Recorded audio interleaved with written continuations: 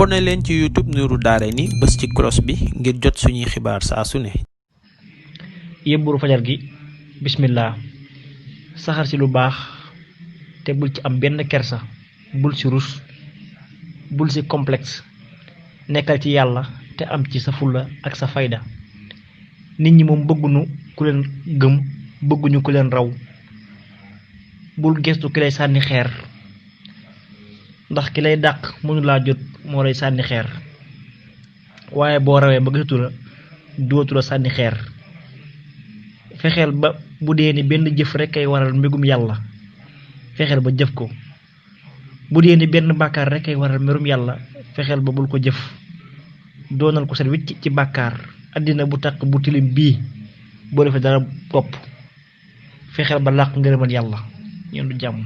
bu ngeen bëggee am suñuy jotaay saa su ne man ngeen abonné suñu chaîne YouTube Nourou Darayni benn information du leen rëcc incha allah jërë ngeen jëf.